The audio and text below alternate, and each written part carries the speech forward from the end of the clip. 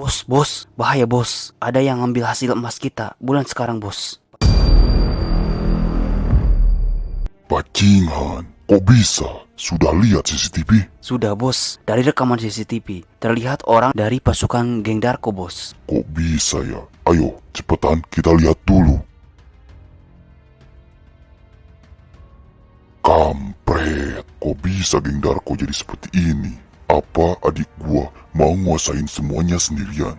Apa dia nggak ingat lagi sama kesepakatan kita, sama warga di sini? Bre, kumpulkan pasukan. Kita langsung berangkat ke markas geng Darko. Siap bos.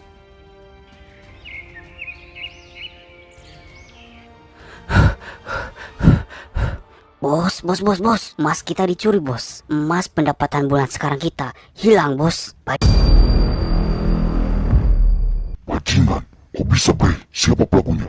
Dari CCTV, terlihat orang dari geng Marco, bos. Beneran bre? Lu sudah lihat dengan jelas? Sudah, bos. Saya yakin itu dari geng Marco. Enggak mungkin saya salah, bos. Kalau mau lihat, langsung CCTV-nya, bos. Nggak usah.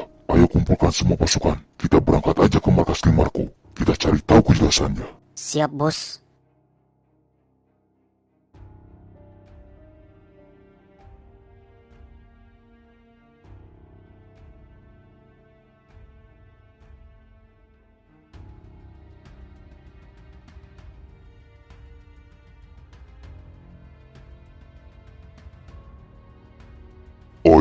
Oi. Tadinya gua mau ke markas lu. Ternyata kita ketemu di sini. Lu mau kemana sama pasukan lu Darko? Apa lu mau kabur setelah ngambil hasil tambang di daerah selatan, hah? Mau kabur lu bilang? Jelas-jelas gua mau ke markas lu Marco.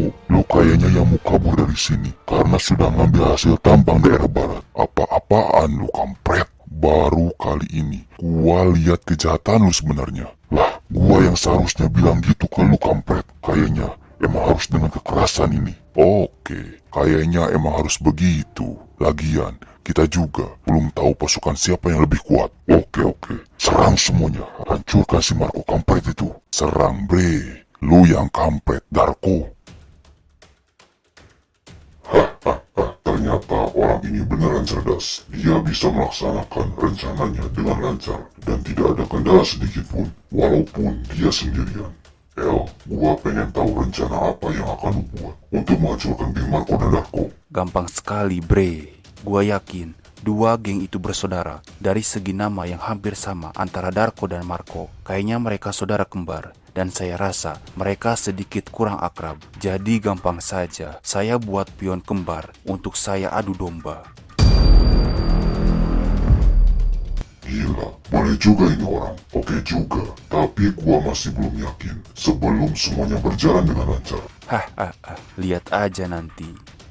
Bre, siap-siap, sebentar lagi kita akan pergi ke desa Bunglon. Kita akan panen besar di sana. Siap bos. Jangan lupa bebasin keluarga si El. Kita jangan ingkar janji, karena dia sudah membantu pekerjaan kita. Siap bos.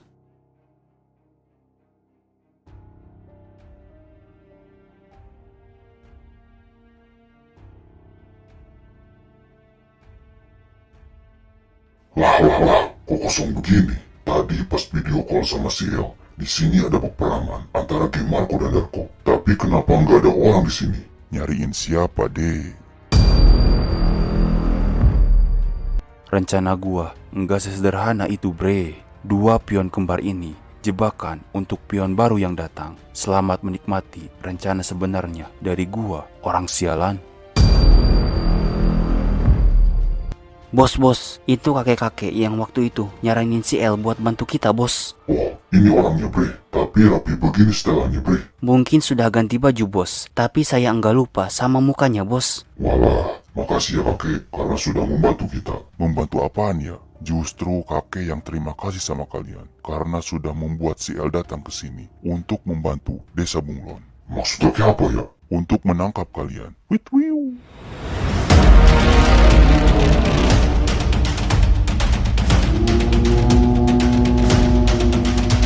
Oh bisa kampret? Ya bisalah. Saya kepala desa di sini dan mereka berdua, Marco dan Darko, anak gua sendiri. Kampret, bingung gua. Hahaha, kenapa harus bingung deh? Dengerin, gua jelasin semuanya.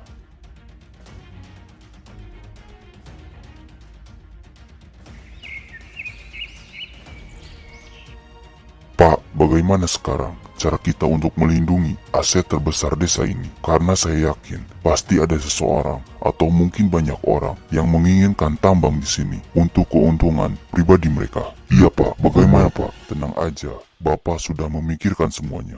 Bagaimana Pak? Kita akan membuat geng baru di desa ini. Kita buat 2 geng sekaligus. Yang pertama, geng Marco, nama kakak kamu, dan Darko, adik kamu. Kita buat seolah-olah desa ini diatur oleh geng itu. Bagaimana? Terus warga di sini gimana Pak? Apa mereka kita kasih tahu tentang hal ini? Jangan biarkan warga di sini tahu. Kita bertiga aja yang tahu. Satu lagi, kita rekrut pasukan di desa ini juga. Siapa? Tapi kantor desa ini sama Bapak gimana? Kantor desa ini kita kosongkan. Kita buat markas geng di depan tambang yang ada di daerah selatan dan barat. Kita fokuskan pembangunan di sana. Jangan hiraukan Bapak. Bapak sekarang waktunya istirahat. Jadi semua urusan desa ini kalian yang urus. Bapak mau duduk ngopi aja di gubuk yang ada di hutan. Hehehe. Anjir, ternyata kepala desa di sini bisa berpikir sejauh itu. Terus yang merencanakan ini semua siapa Pak? Si L, orang yang lu kirim ke sini, bre.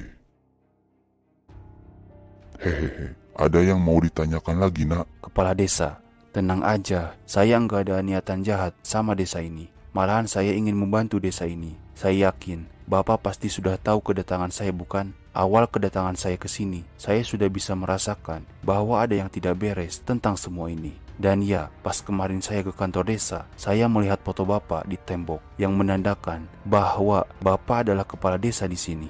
Dan saya juga tahu Bapak begini karena ingin menjaga desa ini. Hahaha, ternyata beneran rumor itu beredar bahwa kamu memang secerdas itu. Ya memang, Bapak sendiri yang mengirim kamu ke sini lewat orang jahat itu. Tapi seolah-olah orang itu yang kirim kamu ke sini. Jadi, apa rencana kamu sekarang, El? Bapak juga cerdas, Pak. Hehehe. Gini, Pak. Rencana saya ingin membuat rekayasa peperangan antara geng Marco dan Darko. Tapi Bapak jangan kasih tahu terlebih dahulu 2 anak Bapak itu. Nanti saya pinjam 2 pasukan di sini, Pak. 1 pasukan geng Marco dan 1 lagi pasukan geng Darko. Nah, setelah itu nanti mereka akan mencuri hasil tambang dari geng Marco dan Darko, pasukan Marco ke Darko, dan sebaliknya. Supaya nanti mereka menyangka ada yang mau menguasai dari salah satunya. Dan otomatis rekayasa peperangan itu terjadi. Gak bener ini orang, bisa berpikir sejauh itu. Setelah itu gimana?